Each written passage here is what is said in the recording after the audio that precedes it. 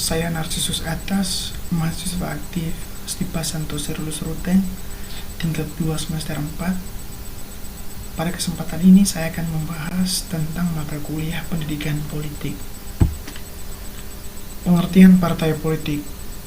Partai politik pada hakikatnya merupakan organisasi yang terdiri atas sekelompok orang yang memiliki cita-cita, orientasi, kepentingan, serta tujuan yang sama dengan usahanya untuk memperoleh dukungan rakyat dalam rangka menerjemahkan program-program yang telah ditetapkan bersama dengan berusaha meraih kekuasaan sehingga dapat mengendalikan dan mengontrol pelaksanaan pemerintah. Yang berikut fungsi partai politik di Indonesia. Yang pertama, sebagai sarana pendidikan politik bagi anggota dan masyarakat luas agar menjadi warga negara Republik Indonesia yang sadar akan hak dan kewajibannya dalam kehidupan bermasyarakat, berbangsa, dan bernegara. Yang kedua, sebagai sarana penciptaan iklim yang kondusif bagi persatuan dan kesatuan bangsa Indonesia untuk kesejahteraan masyarakat. Dan yang ketiga, sebagai sarana penyerap, penghimpun, dan penyalur aspirasi politik masyarakat dalam merumuskan dan menetapkan kebijaksanaan negara. Yang keempat, sebagai sarana partisipasi politik warga negara Indonesia. Yang kelima, sebagai sarana rekrutmen politik dalam proses pengisian jabatan politik melalui mekanisme demokrasi dengan memperhatikan kesetaraan dan keadilan gender. Yang ke-C, nama partai politik yang diakui di Indonesia tahun 2021. Yang pertama, Partai Kebangkitan Bangsa atau PKB, Ketua Partai Muhaimin Iskandar, tahun berdiri 21 Mei 1998. Dan yang kedua, Partai Gerakan Indonesia Raya atau Gerindra, Ketua Partai Prabowo Subianto, tahun berdiri 6 Februari 2008. Yang ketiga, Partai Demokrasi Indonesia Perjuangan, PDI Perjuangan, Ketua Partai Muhammad Herfiano, tahun berdiri 10 Januari 1973. Yang keempat, Partai Golongan Karya atau Golkar, Ketua Partai Airlangga Hartarto, tahun berdiri 20 Oktober 1964. Yang kelima, Partai Nasdem atau Nasihat Demokrasi, Ketua Partai Surya Paloh, tahun berdiri 11 November 2021.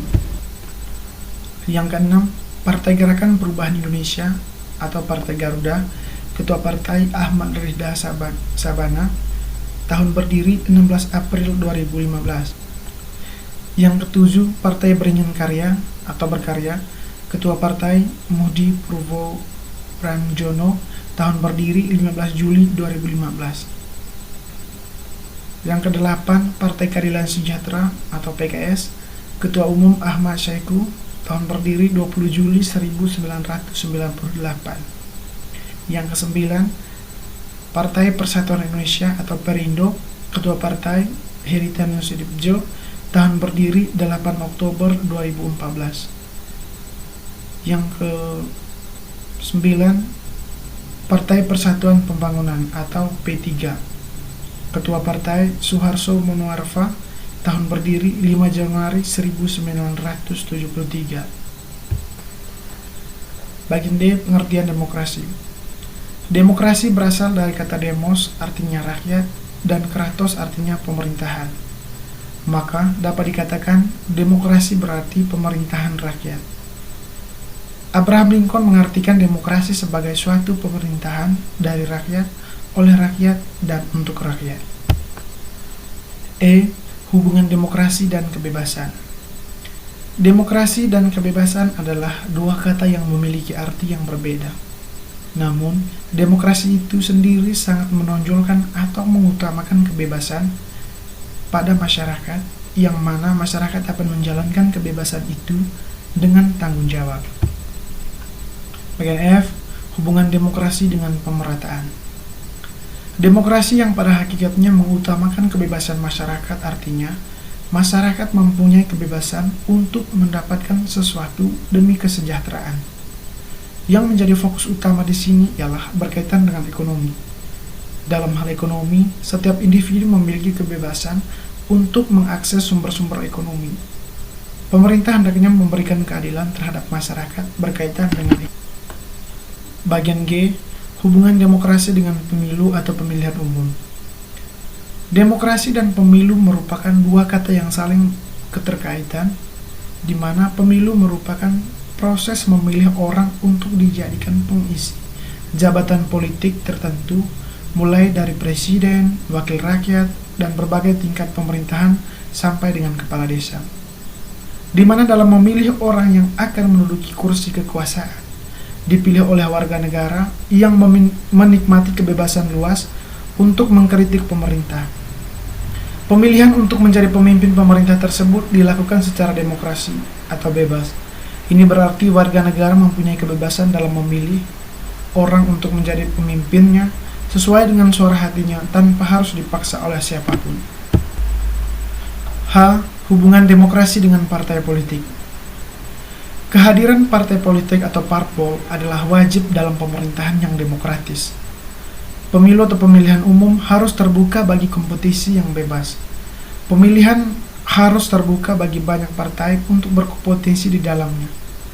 Partai-partai harus menikmati kebebasan berbicara, berkumpul, dan bergerak yang diperlukan untuk menyuarakan kritik mereka terhadap pemerintah secara terbuka, serta menyampaikan kebijakan kepada pemilih. Dalam pemerintahan yang demokratis, selain terselenggaranya suatu pemilihan wakil-wakil rakyat yang di dalamnya terdapat kebebasan berbicara dan berpendapat, juga terdapat jaminan HAM, serta aturan hukum yang jelas dan tidak memihak. Bagian I, kriteria negara demokrasi. Keputusan pemerintah untuk seluruh rakyat ini berarti semua keputusan yang sudah diambil sesuai dengan kepentingan bersama, menjalankan konstitusi, segala hal yang berkaitan dengan kehendak, kepentingan, dan kekuasaan rakyat harus berdasarkan konstitusi. Adanya perwakilan rakyat dalam sistem demokrasi, terdapat lembaga perwakilan rakyat yang berfungsi untuk menyampaikan aspirasi rakyat kepada pemerintah. Adanya sistem partai, melalui suatu partai, rakyat dapat menyampaikan aspirasi kepada pemerintah secara sah. Bagian J, kriteria negara pemerintahan demokrasi modern. Yang pertama, adanya pengakuan dan perlindungan terhadap HAM warga negara. Yang kedua, adanya pemilihan umum yang bebas, jujur, adil. Yang ketiga, adanya lembaga peradilan yang bebas atau independen. Yang keempat, adanya kebebasan pers. Yang kelima, adanya pengakuan terhadap perbedaan dalam keragaman suku, agama, serta golongan. K. HAM. Hak asasi manusia atau HAM merupakan bagian integral dari sebuah negara demokrasi. HAM ada bukan karena diberikan oleh masyarakat atau atas kebaikan negara, melainkan hadir berdasarkan harkat dan martabat. Yang pertama, teori HAM. Ada 4 teori HAM, yaitu yang pertama, teori society agreement atau teori perjanjian masyarakat. Teori ini dikemukakan oleh John Locke yang menjelaskan bahwa ketika manusia berkeinginan membentuk negara, maka semua hak yang ada pada manusia harus dijamin undang-undang. Yang kedua, teori trias politika. Teori ini dikemukakan oleh Montesquieu yang menjelaskan bahwa kekuasaan legislatif, yudikatif, eksekutif. Yang ketiga, theory of sovereignty of the people. Teori ini dikemukakan oleh J.J. Rousseau yang menjelaskan bahwa penguasa diangkat oleh rakyat untuk melindungi kepentingan rakyat, termasuk hak asasi manusia. Yang terakhir, teori state of law atau teori negara hukum. Teori ini dikemukakan oleh Immanuel Kant yang menjelaskan bahwa negara bertujuan untuk melindungi hak asasi dan kewajiban warga negara. Yang berikut, sejarah munculnya HAM. Kategorisasi HAM menjadi 3 generasi, yaitu yang pertama, generasi yang pada dasarnya berurutan dengan kebebasan dan kehidupan politik, hak sipil dan politik. Yang kedua, yang pada dasarnya adalah hak ekonomi, sosial, budaya. Generasi ketiga yang pada dasarnya hak yang muncul pada paruh kedua abad ke-20, dan dikeluarkan dalam dokumen-dokumen yang tergolong sebagai soft law. Dalam hukum internasional seperti Deklarasi Stockholm 1972 dan Deklarasi Rio 1992. Ketiga generasi ini dicetuskan pada tahun 1979 oleh seorang ahli hukum Ceko Prancis yang bernama Karel Vasak. L. Perkembangan HAM di Indonesia. Yang pertama, perkembangan HAM di Indonesia dibagi dalam beberapa poin. Yang pertama, periode sebelum kemerdekaan 1908 sampai 1945.